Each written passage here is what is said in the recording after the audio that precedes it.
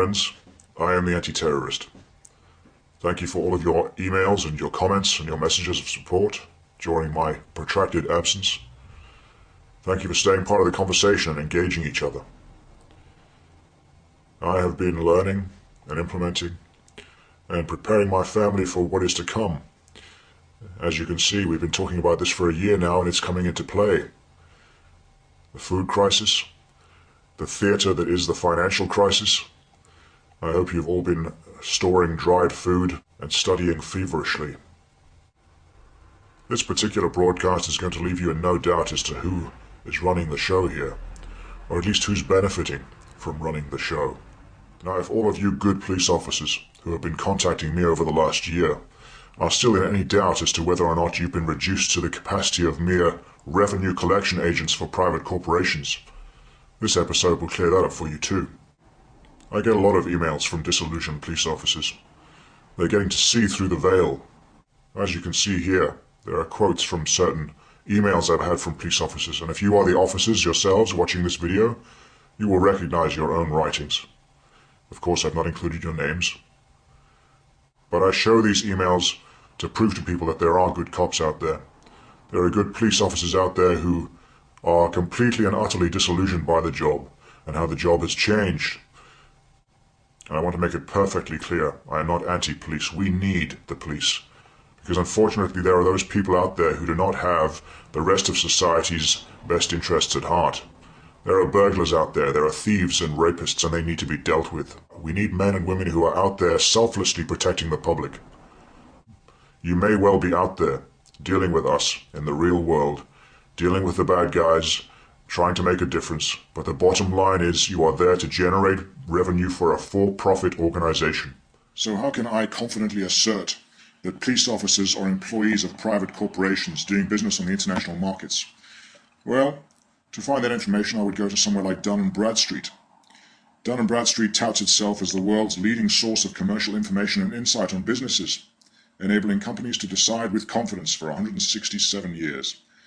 Dun & Bradstreet's global commercial database contains more than 130 million business records, providing our customers with quality business information. This quality information is the foundation of our global solutions that customers rely on to make critical business decisions. Hello. What's going on here then? City of London Police. Trading as City of London Police. What is the overall condition of this business? Well above average. There will be a report like this for every police force in the Western world, and you'll find it on Dun & Bradstreet if you look hard enough. In some cases it'll cost you an arm and a leg to get these reports, but they're well worth having. And in some cases there'll be information missing with regards to profits or the directors. But here you can see the directors, proprietors of City of London Police are Bernard Harty and William Taylor. They're executives of a company making money, doing business on the international markets. And if any of you are in any doubt as to the Bank of England's status as a private entity, here you can see she's trading as the old lady of Threadneedle Street. When did this business start? 1694. There are your directors and proprietors.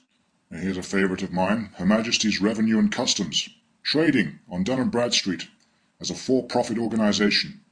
Now you can see there's lots of information missing there, but they're definitely registered. And commercial piracy is alive and well. Oh, and here's Experian, another favourite of mine. Both Experian and Equifax trading on Dun & Bradstreet, gathering your data and selling it to the banks for profit. What authority do these companies have to take that information from you when they have a county court judgment against them? What about our local councils? Surely they're government-owned, aren't they? They can't be private businesses. Well, at least we know the courts couldn't possibly be private businesses making money on the international market.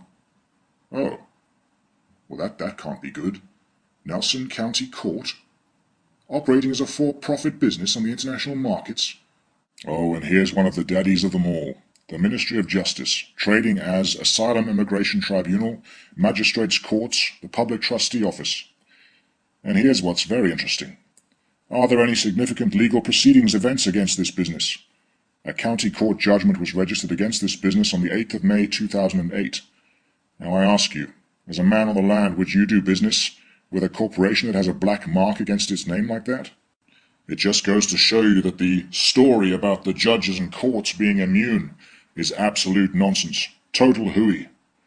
These are private entities, and they're just as susceptible to a commercial lien as any other corporation would be. We're talking about profit here.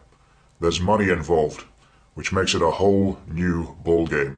Changes the motivation for giving out tickets, changes the motivation for making arrests, and it changes the rules entirely, which is why I'm revealing this information to the people who wish to find it. Whenever there are criminal charges always come by statute.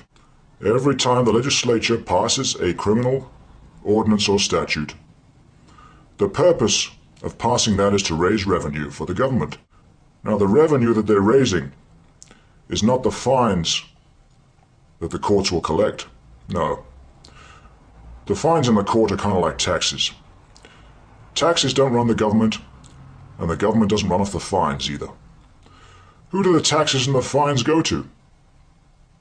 The investors. So who the hell are the investors? Whoever it was that bid and paid the government for the right to collect and use all the fines and taxes, based on the violation of the statute.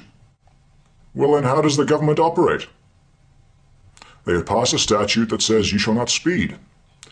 And then, when they pass that statute, they've got a bunch of number crunchers in the background, saying, well, if we put the speed limit at 30 in the towns, and say 60 in the country and then 70 on the motorways, how many miscreants do you think we might have every year, and how much money or revenue is that going to generate? Well, we think it might generate about 3 billion a year or 5 billion a year or whatever it is. And so they pass this statute, and the government says, okay, we've got this statute. How many of you guys would like to give us a quotation? What would you purchase the income stream of this statute for? How much will you pay us to collect the revenue from these statutes and hand that money over to you as a return on your investment? And these banks bid up and they say, well, we'll give you 5 billion or 6 billion. And they pay the government up front. That's what runs the government. So let me make that perfectly clear.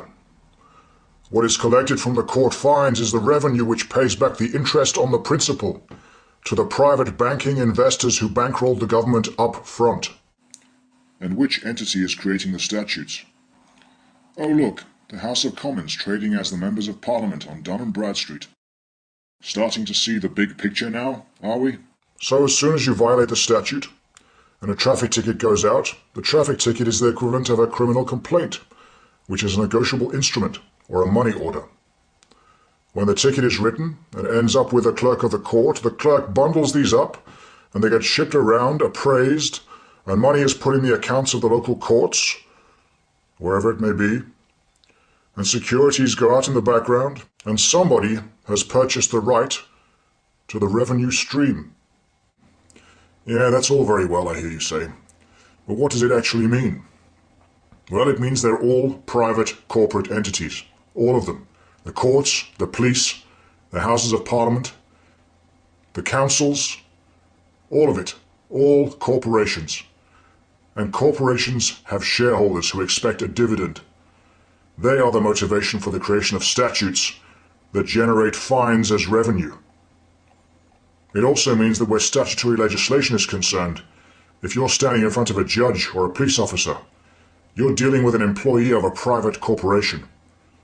You wouldn't let a McDonald's employee search your bag, would you? You are nicked, my son. You are going down. Now would you like fries with that? You are under arrest, buddy. There's no difference whatsoever. The only authority they have is what you grant them, voluntarily or out of pure ignorance. It's your call. Yes, you could say they are just doing business. But it is personal. Everything I've told you is provable, and you can look it up for yourself. I certainly would. Don't take my word for it. After all, I'm a guy sitting here in my study wearing a black balaclava and sunglasses after sundown. Thanks for listening.